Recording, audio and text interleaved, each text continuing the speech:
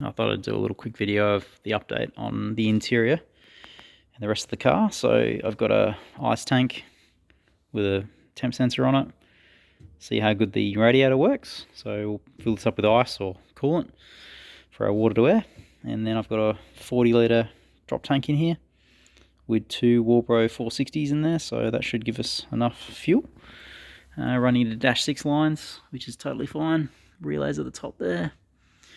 And yeah, so it's slowly getting there. It's been quite a lot of faffing around to get that tank to fit in there.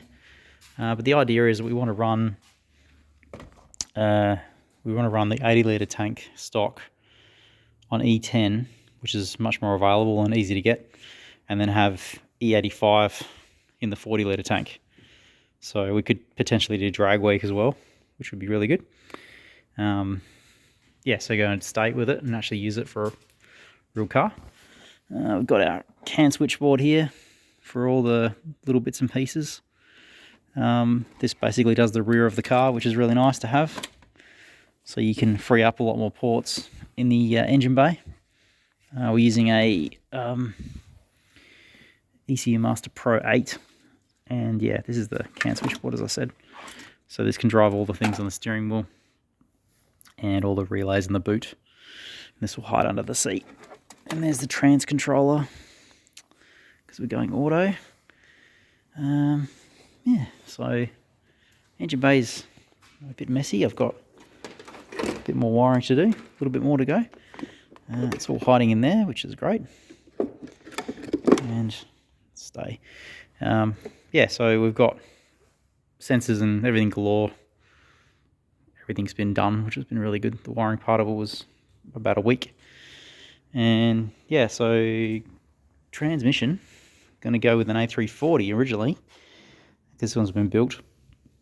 And then I suddenly got a change of heart and learnt about these things, which are the Mercedes 722.6 or NAG1 gearboxes.